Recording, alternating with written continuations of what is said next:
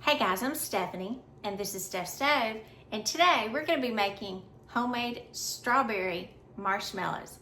Now this is a recipe that comes together really quickly and just a little bit of time to set up, but is so yummy, billowy soft, and it's going to make the child inside of you just happy, happy, happy. So let me show you how to do it. Alrighty, to get started with our strawberry marshmallows, we are going to be using our stand mixer today with our whisk attachment.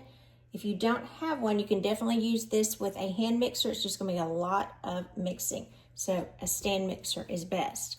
Now, we're going to take 1 cup of regular tap water, and I'm going to pop this in the microwave for about 3 minutes to get really, really hot. So I'm going to pop this in the microwave. I'll be right back. Alright, let me get this cutting board over here so we can place everything on it nicely so you can see. All right, our water, and you can see it's nice and steamy, has come out of the microwave. Now, this is 1 cup of water, so I'm going to divide this in half, and I know this is not a liquid measure, but it'll be close enough for what we're doing. So I'm going to take half of this out, and I'm going to add it to a measuring cup that has 1.5 cups of granulated sugar. And I just want this in here till the sugar dissolves. So I'm gonna let this dissolve quickly. Let that hot water do its job. And to the remaining half cup of hot water that we have over here, I'm gonna take, and this is 1 box or 1 ounce of unflavored gelatin. So I'm going to put that in there. Actually, I'm going to use this as well. Move that to the side. And these are strawberry, so we are going to use 1 box of Strawberry Jell-O. Now, you could use any flavor. I'm using strawberry because that's what I particularly like, and this is just a 3-ounce box. You could use sugar-free Jell-O if you like, and instead of the sugar, you could use monk fruit. Oh, and you can see that that gelatin's already blooming nicely. Either is fine. Like I said, if you want to do a sugar-free version, you absolutely could with this. And so I'm just going to stir this as well until this mixture blooms. Ooh, that strawberry flavor. Delicious. There's just something about strawberry flavored anything that's just yummy. Just gonna whisk this part together just to get all of that to dissolve.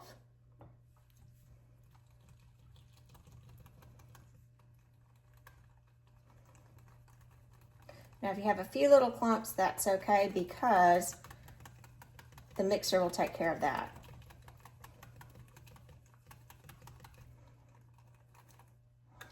I'm going to use the same, and I know some people are going to get upset, but they're going together in the long run. So I want to be sure that my water and sugar mixture is dissolved. And the good thing about this recipe, it doesn't use any corn syrup. So if you wanted to change this according to the season, like if you wanted to do an orange one for Halloween, if you wanted to do maybe a cherry at Christmas time or cranberry flavor, all of that is perfect. So now to our Jell-O and gelatin mixture. I'm going to pour that in my stand mixer. And you can see it's already coming together. Scrape as much of this out as I can get. Looks really good, really pretty and vibrant. Now, we are going to turn our mixer on first and mix this up. Go ahead and lock it in place. And again, we're using our whisk attachment, and I'll pull you up so you can see.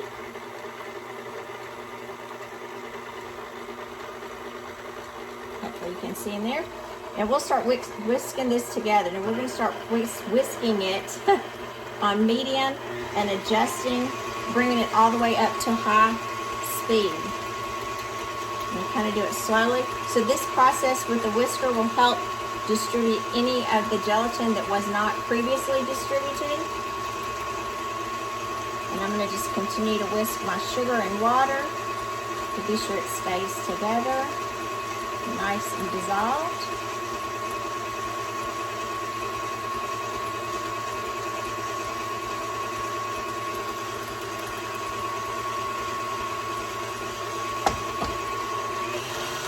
And now I'm going to take this sugar and water mixture and stream it very slowly into the Jell-O mixture.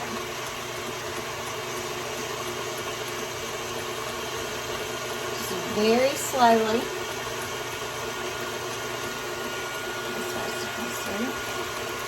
It's a very slow stream.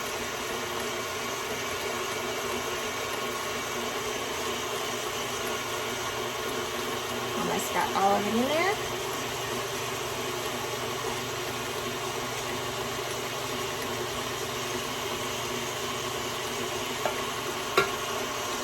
Right, and once we have it in there, you can see it's already turning to like a little fluffy color in there.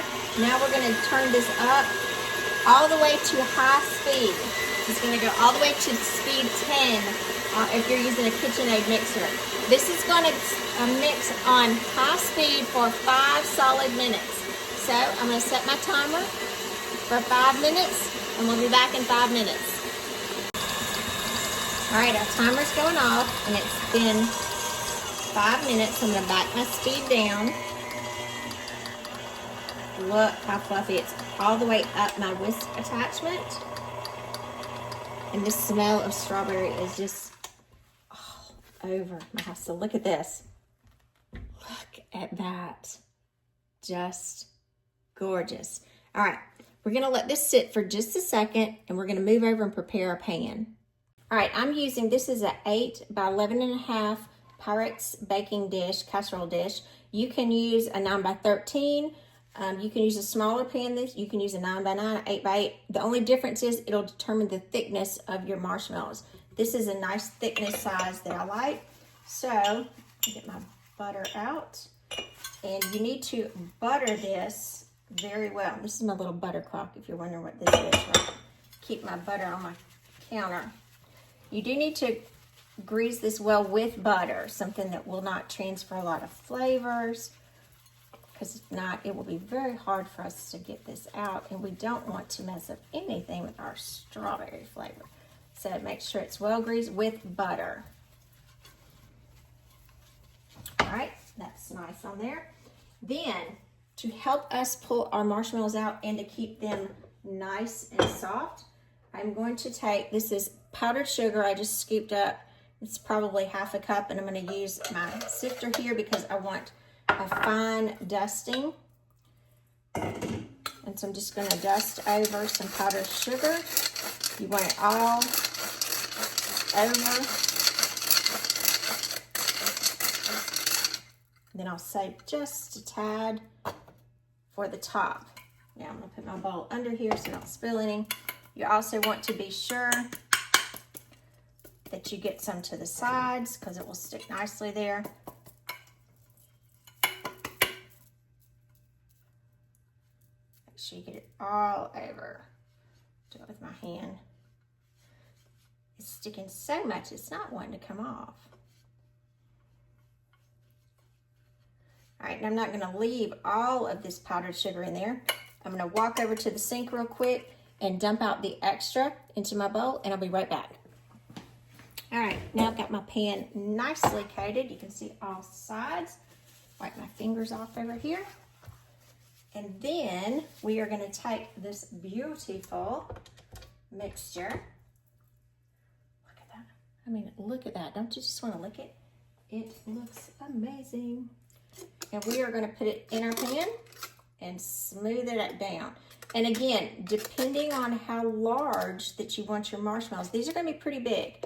These are going to be, look at that. They are so fluffy and light already. Now, could you eat them right now? You probably could, but they would be a little sticky. And we don't want them like that. We want them nice and set. So, let's get this out. My spatula here. And we are going to very carefully get every, look at that. Look at that. All that billowy This is fun for the kids too. So, or, you know, if you want like hot chocolate with homemade marshmallows, you could have hot chocolate with strawberry marshmallows in them. Well, wouldn't that be good on top?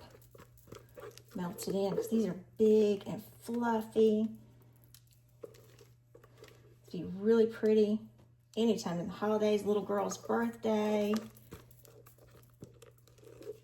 Just gorgeous. All right, look how pretty that is. Smooth these out. Look at that.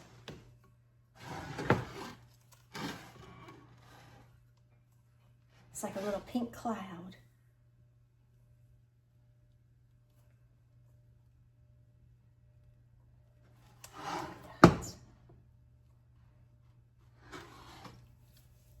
And you can see just how sticky they are at this point, so they do need to set up.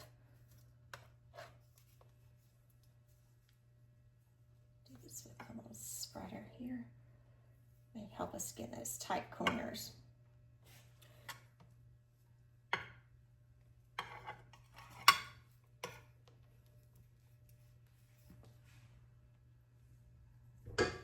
Nice, nice, nice.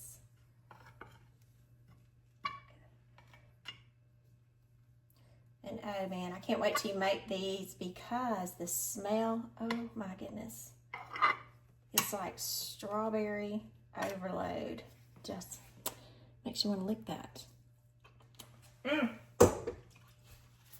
I did. Now, our marshmallows need to set up.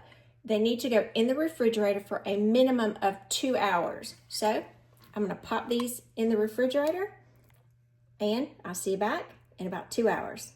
All right, it's been about 2 hours, and I just took these out of the refrigerator. Look very similar to as they went in. So now I've got just my silicone spatula, and I'm going to come and dip it just a little bit in the powdered sugar that I had reserved over here. You want to come over to the edges and kind of release it along the edges. You can use a sharp knife to do this. This is just as easy in my opinion. I just like to coat this. And then we are going to turn these out. Trying to get that nice release going, that air pocket in there, so they will turn out nicely. Now on top of my cutting board here, I have it lined with parchment paper, just so it won't stick to the board. And you can pull up some to be, you can see how easily it's going to come up. All right, I'm going to set this over here to the side, and get ready. I'm going to dump it out. I'll wait just a second. I'm going to kind of help it a little bit on this side,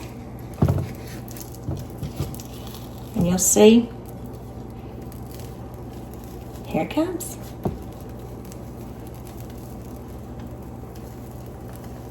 Just slowly creeping out.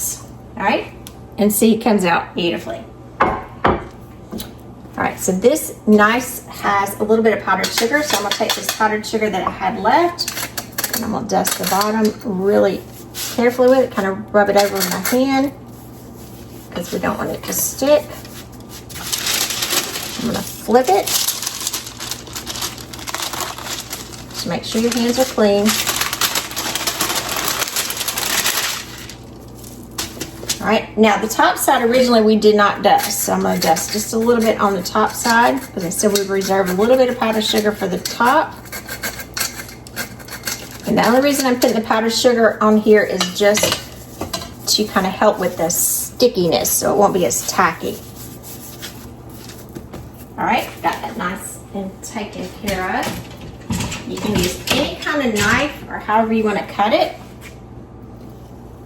Cut them as large or as small as you like. Look at that big old chunk of marshmallow there. Slice your little pieces. Again, you can do these as big or as small as your personal preference. And there you go. your beautiful strawberry marshmallows. I'm Stephanie, and this has been Steph's Stove, where today we made these. Look at that. Strawberry marshmallows. Yum. Look at that. Mmm. And the strawberry smell. Mmm. Just delicious. And that bounce, check that out. Just delicious. And a fun treat to make with your kiddos. You can use any flavor of Jell-O that you like, or just have an assortment of them. It's completely up to you. It's a fun, easy recipe, perfect for the holiday times, that just makes the kid and you happy. So remember, you can also substitute sugar-free Jell-O. You can add monk fruit instead of the sugar, whatever your preferences is. So remember, give us a thumbs up, click that subscribe button for more great content like this. Steph's Stove, we're making memories, one dish at a time. Thanks for watching, guys. Have a wonderful day.